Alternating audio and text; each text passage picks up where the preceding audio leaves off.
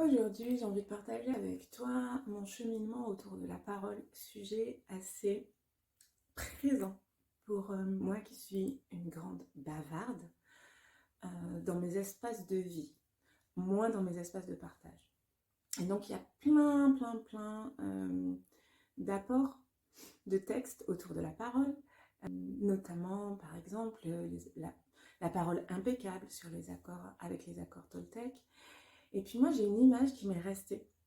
J'ai lu La vie des maîtres et dedans, à un moment donné, ils utilisent une image, un bol avec de l'eau, et que la parole, c'est comme un caillou. Ils font tomber le caillou, et donc quand le caillou tombe dans le bol avec l'eau, il y a des ondes qui vont aller vers le bord du bol, et qui vont revenir. Et donc j'avais cette image-là, et j'étais dans un travail, je continue, mais vraiment là, je venais de lire le livre, de conscience de ma parole, des mots que je dépose, de ce que je dis. Et je me retrouve quelques mois plus tard à partager un stand à côté de commerçants avec mes créations. Et une commerçante était en train de médire sur le commerçant d'à côté, peu importe. Et je ne sais pas pourquoi à ce moment-là, me vient cet exemple, je lui partage. Et je lui dis, bah, tu sais, je vais peut-être pas entrer voilà, avec toi dans le désengage de ce jeune homme. Et je lui donne l'exemple parce que j'ai lu il n'y a pas longtemps dans la vie des maîtres, le caillou qui tombe dans le bol et les ondes, après elles te reviennent. Et cette commerçante me répond, bah, les ondes elles reviennent mais c'est pas grave, le caillou il a coulé.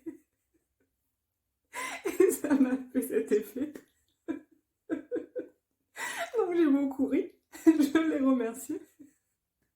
Et je me suis dit quand même, parce qu'il y avait vraiment sujet à dire des choses pas sympathiques, je vais en dire une ou deux en conscience. Et parce que oui, on n'est pas parfait et qu'on chemine. Et ça m'a fait rire de me voir aussi me lâcher en me disant « Oh là là, qu'est-ce que c'est dur la parole consciente !» Alors oui, c'est un chemin. Et ça m'a aussi fait écho, je me rappelle, enfant, on n'est peut-être pas de la même génération. Moi, j'adorais les vampes. C'était un couple, enfin, c'était pas un couple, c'était un duo de femmes qui jouaient les mamies et qui étaient principalement sur un banc en train de regarder ce qui se passait et de se moquer des gens. Et j'aimais beaucoup les vampes et je me dis, oh là là, quand je serai mamie, je ferai ça. Donc, tu vois bien que mon travail avec la parole, il est très présent depuis très longtemps.